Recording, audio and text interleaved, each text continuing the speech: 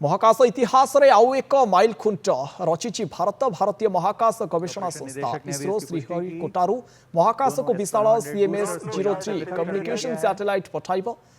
वर्तमान में L110 stage जो कि तरल नोदक पर आधारित चरण है प्रज्वलित है और यान को उद्दिष्ट कक्षा की ओर ले जा रहा है। We have had the separation of the S200 motors and L110 is currently thrusting. तरल नोदक पर आधारित यह चरण उच्च प्रणोद वाले विकास इंजन की मदद से कुल 1600 किलोन्यूटन का प्रणोद उत्पन्न कर रहा है।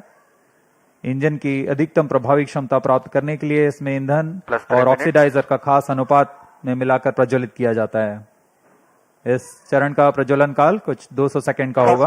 Performance normal.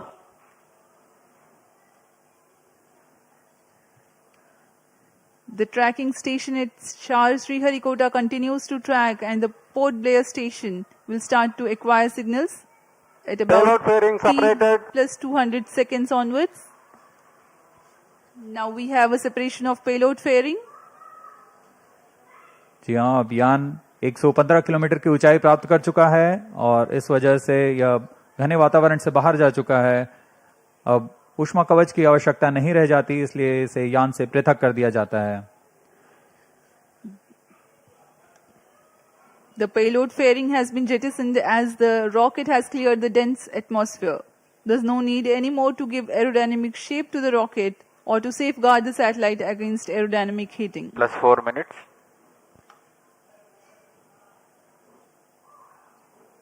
First stage performance normal.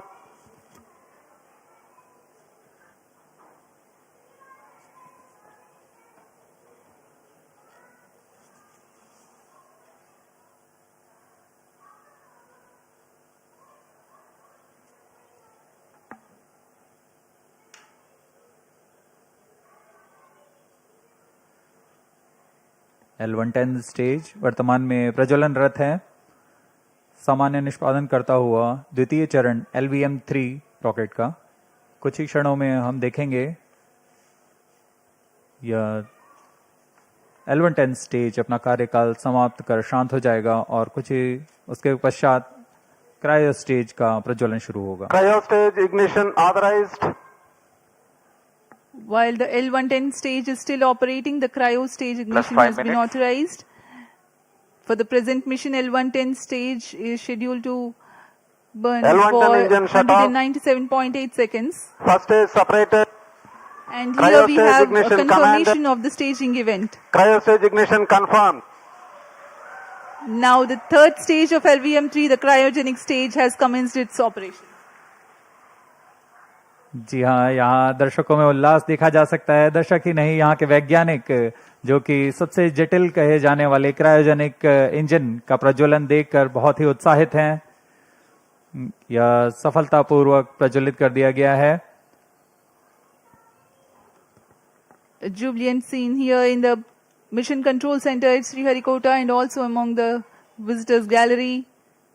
The cryo stage has commenced its operation and it's continuing to operate with 28.6 tons of cumulative propellant loading of liquid hydrogen and liquid oxygen. The engine develops 200 kilonewton thrust.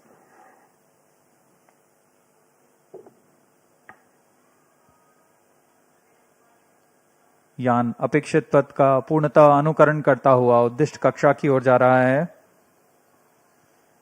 LVM-3 rocket के ऊपरी चरण को हम cryogenic upper stage कहते हैं क्योंकि इसमें cryogenic ईंधन, लिक्विड हाइड्रोजन और लिक्विड ऑक्सीजन का प्रयोग किया जाता है। इस इंजन में गैस टरबाइन की मदद से लगभग 200 किलोन्यूटन का सामान्य प्रणोद उत्पन्न होता है। इस चरण का कार्यकाल लगभग 644 सेकंड का होगा।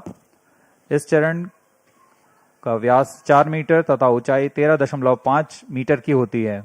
इस चरण में दिशा निर्धारण के लिए इंजन जिम्बल कंट्रोल और रिएक्शन कंट्रोल सिस्टम्स का प्रयोग किया जाता है। कुल 28.6 टन क्रायो ईंधन का इस्तेमाल इस अंतरिक्ष यान में किया जा रहा है। Plus 7 minutes. क्रायो चरण सबसे जटिल इंजन होता है क्योंकि क्रायो ईंधन जैसे लिक्विड हाइड्रोजन का बॉइलिंग पॉइंट -253 डिग्री सेंटीग्रेड और लिक्विड ऑक्सीजन का बॉइलिंग पॉइंट -183 डिग्री सेंटीग्रेड होता है। इस तापमान में ईंधन को तरल बनाए रखना तथा इसका कार्यान्वयन करना सबसे जटिल होता है, लेकिन भारत अब इसमें पूरी तरह स्वायत्ता प्राप्त कर चुका है और इस चरण को इसरो नोदन कॉम्प्लेक्स महेंद्रगिरी द्वारा तैयार तथा परीक्षित किया गया है।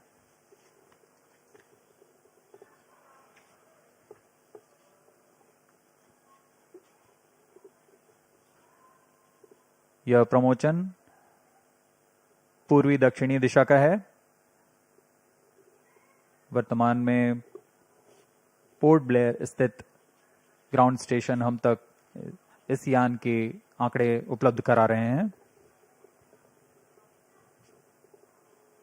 +8 minutes.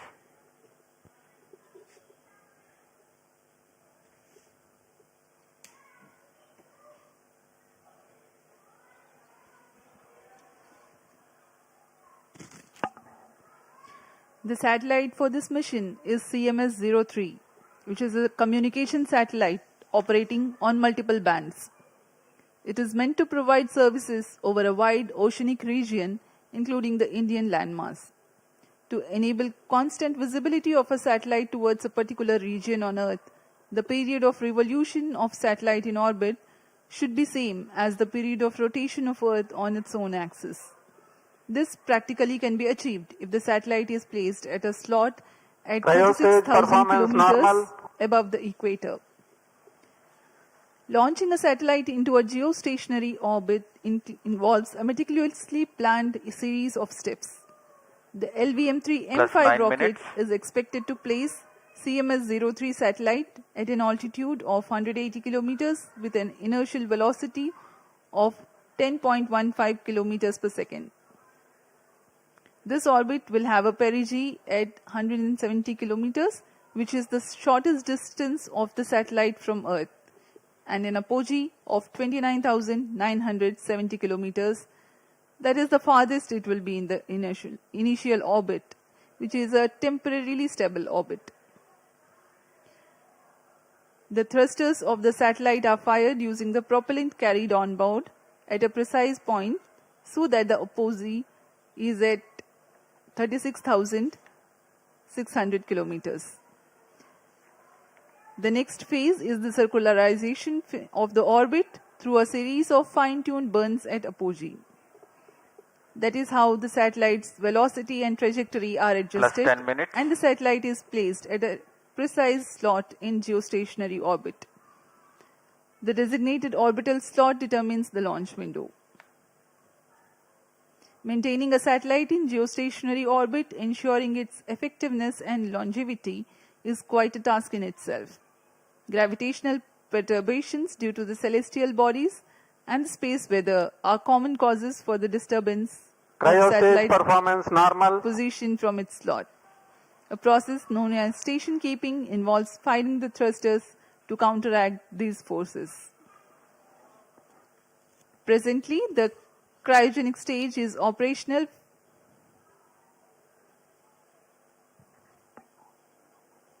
and the performance is normal. LVM-3 भारतीय प्रमोचक यानों की श्रेणी में 5वीं पीढ़ी का प्रमोचक यान है, जिसकी क्षमता 8,000 किलोग्राम उपग्रह को निम्न भू कक्षा में ले जाने की है। LVM-3 के पिछले मिशन LVM-3 M4 में भारत के गौरवशाली चंद्रयान 3 का प्रक्षेपण 14 जुलाई 2023 को हमने देखा था, जिसके माध्यम से भारत चंद्रमा के दक्षिणी ध्रुव के पास सफलतापूर्वक उतरने वाला पहला देश बन चुका है। 2023 में ही LVM-3 M3 और M2 ने OneWeb के कुल 36 उपग्रहों को प्रमोचित कर एक कीर्तिमान हासिल किया था। यह LVM-3 की 5वीं प्रचालनरत उड़ान है। जून 2017 से शुरू करते हुए 2 विकासशील उड़ानें हुई और उसके पश्चात LVM-3 रॉकेट को पूर्णतः प्रचालित कर इसमें 4 प्रसिद्ध प्रमोचन हो चुके हैं, जिसमें चंद्रयान 2, OneWeb के 2 मिशन और चंद्रयान 3 शामिल हैं। इस कड़ी को आगे बढ़ाते हुए आज हम देख रहे हैं CMS-03 का प्रमोचन, और दर्शकों को याद दिला दें, यही वह प्रमोचक यान होगा जिसमें कुछ आवश्यक बदलाव के साथ गगनयान के रूप में प्रयोग किया जाएगा।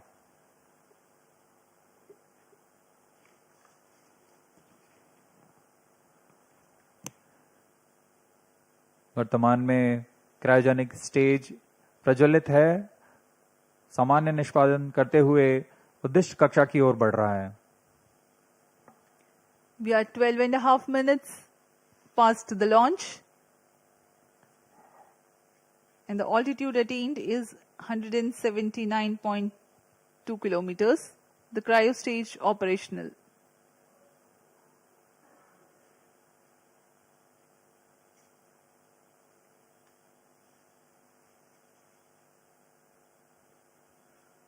आप देख सकते हैं पूर्णतः अपेक्षित पथ का अनुकरण करते हुए LVM-3 launch vehicle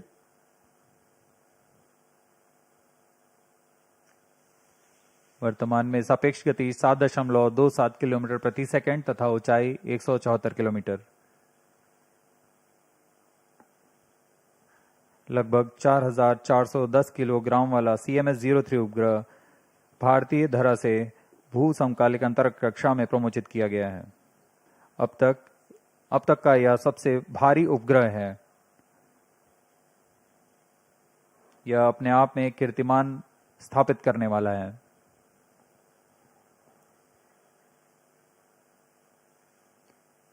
Cryo stage performance normal.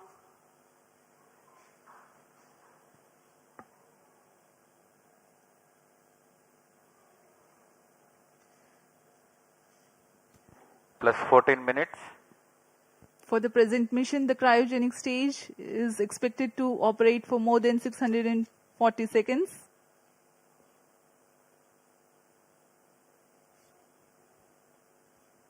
CMS-03 संचार उपग्रह बहु स्पेक्ट्रमी संचार उपग्रह है जो भारतीय भूभाग सहित एक विस्तृत समुद्री क्षेत्र में अपनी सेवाएं प्रदान करने जा रहा है।